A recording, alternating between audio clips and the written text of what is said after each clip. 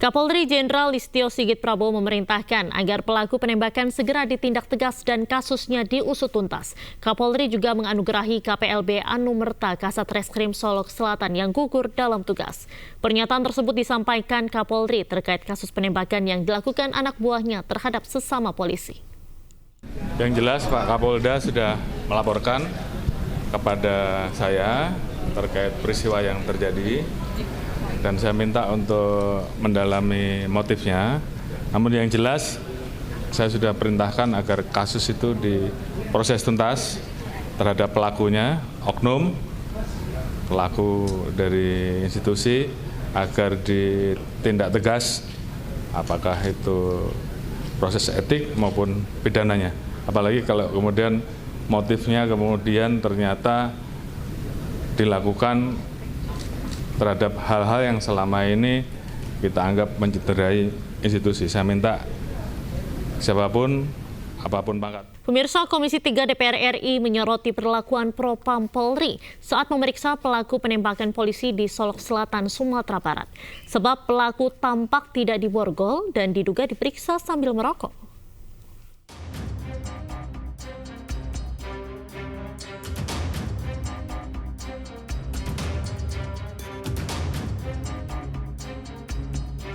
Komisi 3 DPR RI mengecam keras aksi penembakan sesama polisi oleh Kabak Ops Polres Solok Selatan AKP Dadang Iskandar yang menewaskan Kasat Reskrim Polres Solok Selatan AKP Ulil Rianto Ansyari.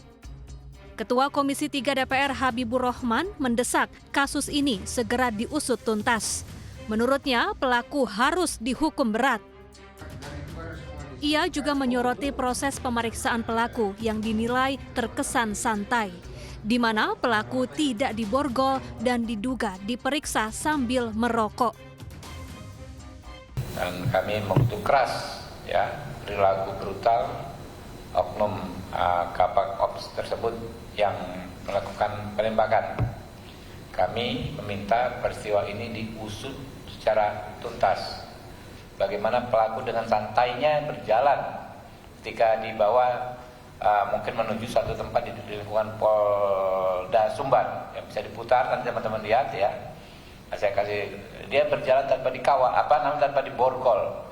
Begitu di dalam ruangan terlihat sepertinya dia merokok dan menggunakan jaket, tidak pakai rompi tahanan, tidak diborgol. Ini propamnya bagaimana bekerja di sana? Standarnya seperti apa? Ini peristiwa yang sangat serius, membunuh orang dengan latar belakang dugaan dia membackingi tambang ilegal.